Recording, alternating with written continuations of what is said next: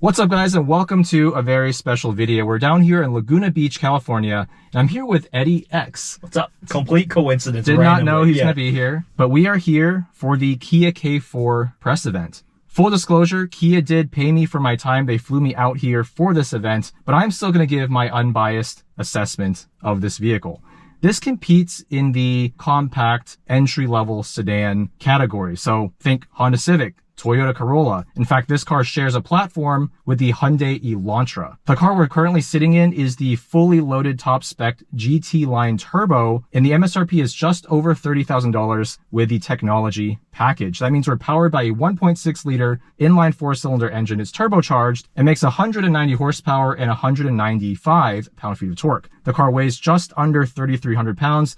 And because this is the GT line, there's also a non-turbo version of this. It has multi-link rear suspension. The base LX starts at just under $22,000, comes with 16-inch wheels. This one comes with the 18s. And from an exterior standpoint, I mean, what do you think about the way it looks pretty cool? It stands out for sure. Yes. Yeah. It has a very sort of hip look about it. Yeah. It's very forward. Super techy looking. Very ultra techy. Modern, yeah. And then when you get on the interior, it's so tech forward. Between these 3 displays here, that's right, there's 1, 2, 3. We have a total 30 inches of diagonal screen space. So you have your digital gauges, center screen for your HVAC controls, and then you have another 12.3 inch display for your infotainment. Multiple USB-C ports, wireless phone charger. And we have adjustable cup holders. You can like make them disappear if you need more space. I think my fiance would really enjoy that because she likes to review cup holders. So your fiance too. My fiance told me cars should have 8 cup holders. I'm like, 8? Why do you need 8 cup holders? Well, she's like, well, for my coffee and then my water and then this and then one to put this and then one to put. I'm like, 8 cup holders is a little bit ridiculous. See, for my fiance, it would be 8 bobas. 8 bobas at once. Yes. And I gotta say, from an interior standpoint, this is actually really impressive. I think all of the materials, while they are mostly plastic, it's all soft touch. None of that hard, scratchy plastic. You can really actually just hear it on camera. This is squishy. Nice touch points. Yeah, like the matte finish and so forth. It's I like the white and black two-tone. I like that combo, like on the steering wheel. The steering wheel, yeah. The contrast is nice. I don't see any piano black. Do you? No. Except this is not piano black, but somehow it still shows fingerprints. It does show fingerprints. There's a little like dash pattern across it. But yeah, no piano black. Piano black though. Yeah. Physical buttons for HVAC. That's so. You've been in the ones that have the little screen they have to tap to change if it's volume or. I don't like miserable. that. Yeah, miserable. It's an extra step to just make the most basic of changes. Like why? Right. And we did have a bit of a stumble earlier looking for the heated and cooled seats on the infotainment, but to Kia's credit, they are dedicated buttons. They just happen to be on the doors. On the door. Yeah, we just in our genius never thought to look there. We're like, where is the control? It's like 2025 model year. It's definitely on the screen somewhere. Yeah, it has to be. All right, so let's take this thing for a drive. Yeah, I'm gonna overheat here. I got heat stroke. Cooled seat on. Cooled seats are optional only on the top tier one. You get heated seats on. Is it GT line and above, I think? I think that's right. Yeah. Yeah. And I think you can't even get heated seats on the lower trims, if I'm not mistaken. I have a handy cheat sheet. There you go. Correct. That's a bit of a bummer. Yeah, so the base trims, you cannot get heated seats. And the GT line starts at what, around $25,000, right? Let me check the cheat sheet again. So GT line, yeah, you're right. Oh, so smart. GT line starts at $25,190. GT line turbo is $28,000, and LX is $21,990, and you have LXS and EX kind of filling in the other price points. Not only does the GT line differentiate itself from the lower trims by having the multi-link rear suspension and the bigger wheels and the sport tuned suspension, but the GT line turbo is also the only trim that gets an 8-speed conventional torque converter auto. All of the other ones, including the GT line, have intelligent variable transmission, or essentially a CVT. But it's smarter because it's intelligent. Yes, it is a CVT. It is indeed a CVT.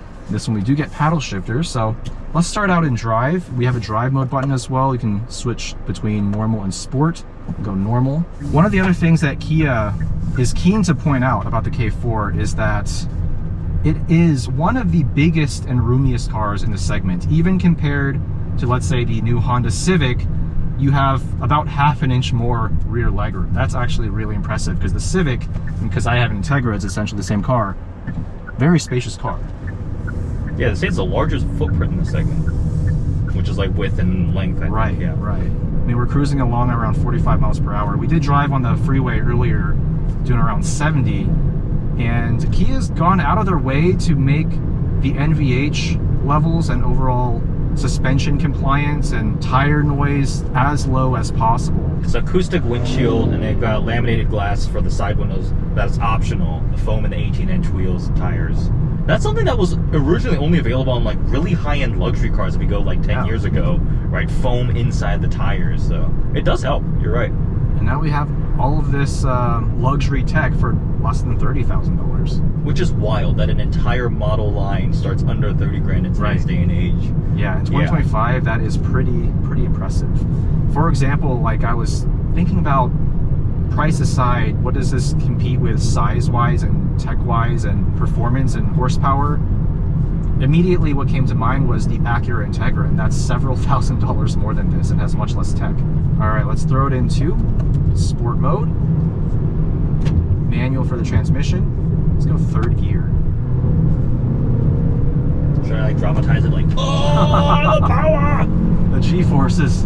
I mean, look, this engine is not about top-end power, but it is tuned to have a lot of mid-range and low-end torque, and that's what you want in a comfortable daily. This gets 29 miles per gallon. 26 city, 36 highway, 29 combined. Yeah. It seemed like it had plenty of power merging on the freeway, passing and so forth. Yeah, the 8-speed auto does a pretty close gear ratio, so you're always in the power band. The shift speed is actually surprisingly pretty quick. Let me demonstrate that here. It's kind of hard because you can't hear the engine because the NVH levels are so dang low in this car.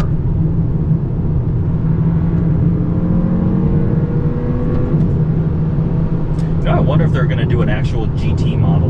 Because there was a Forte GT, right? It was a little bit sportier, right? And clearly the market has a need for that with Civic Si and your Type S. Maybe not that extreme, but it would be cool.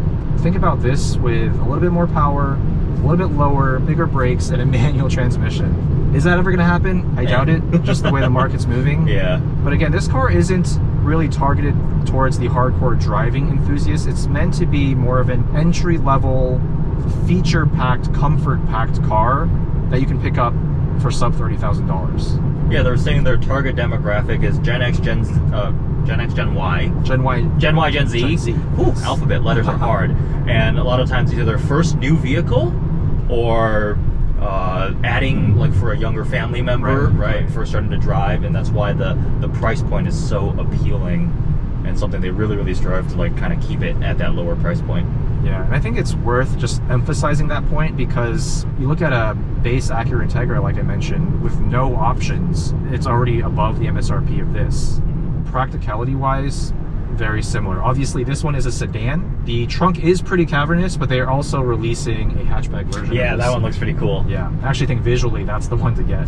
This is like, it is a sedan. It's not a hatchback, but it has that kind of sportback roof line, the fastback roof line to it. So it's got a pretty cool look to it. I really do think that Kia's current generation of design language is quite a big improvement over kind of their prior generation products. It's really distinctive. The orange, amber colored DRLs, those definitely stand out. Yeah. And it's like super techie looking with like sharp angles and creases. Right. It's a little bit less svelte than something as classic as a Civic, even the current Civic.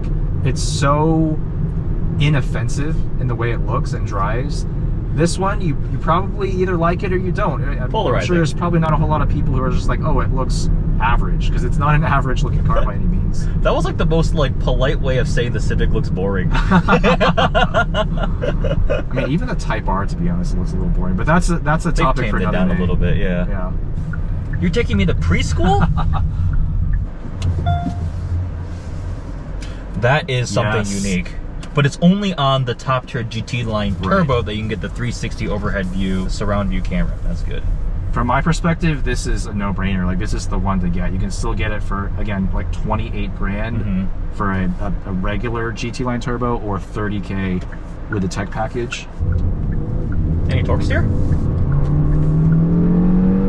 I did not feel any just now. Okay. A little bit of wheel spin. Yeah, a little bit of tire.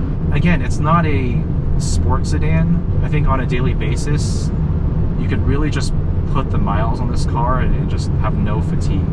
The seats are quite comfortable. You know, there's a little bit of bolstering, not too aggressive. It's not climbing into a Porsche carbon bucket. I actually pulled a glute climbing out of a GT3 RS the other day. That will not happen in the Kia K4. That's how you know you're in your 30s. When you have to go see a chiropractor after driving a 3RS. Right. Oh, that's kind of nifty. It's like got a little tabs to hold your phone in on the wireless phone chargers when you're in the canyons hitting peak G-forces to slide away. 3 Gs with your ultra quiet Kumho tires. So many gears to downshift. Like I'm still pulling the pedal. All right, let's go. A little bit of turbo lag. A little bit, yeah. Looks like it'll rev to about 6. The power does die off a little bit towards the red line, but I've never driven a 1.5 or 1.6 liter turbo that doesn't do that. It's just really not possible unless you go aftermarket turbo into tune. Let's throw it back into normal now. The gauges change color, very crisp, really excellent black levels. It's not angled like that, like in some other cars, so there's very little glare.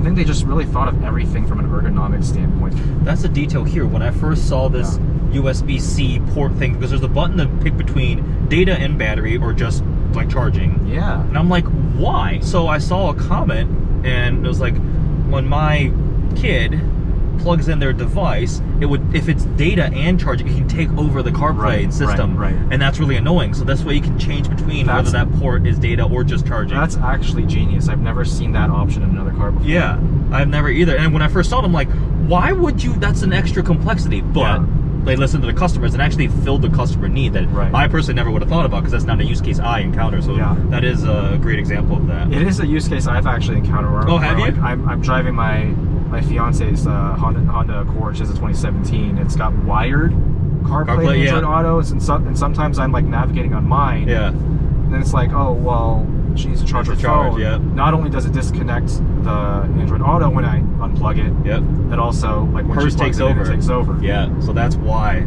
I think the main thing I'm taking away here though is just that Kia's focus is giving the entry-level sedan customer as much tech and usability and comfort as I think I've ever seen in a car sub $30,000. I think with other cars where you're paying a similar price, there's going to be compromises. Generally speaking, you're not going to be able to get the fully loaded trim that has all the tech.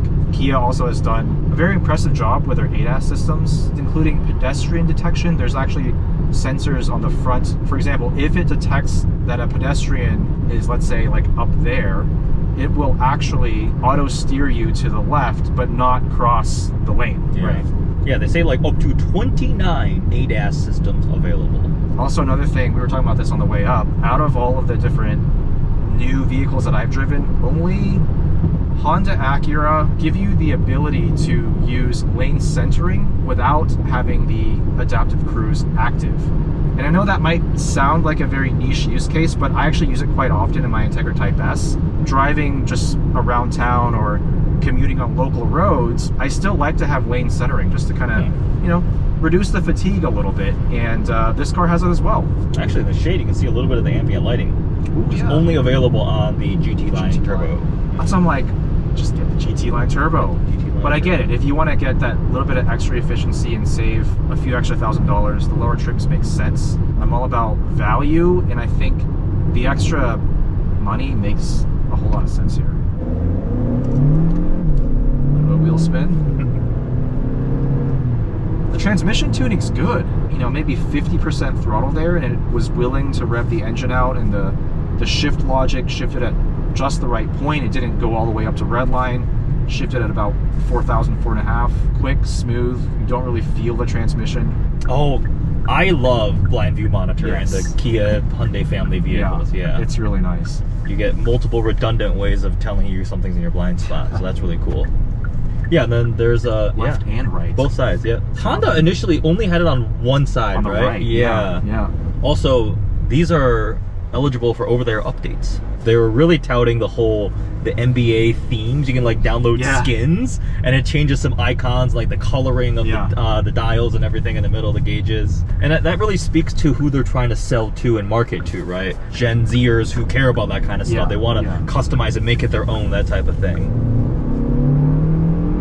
A little bit of torque steer there. Okay. You can't have torque steer without torque. Yeah.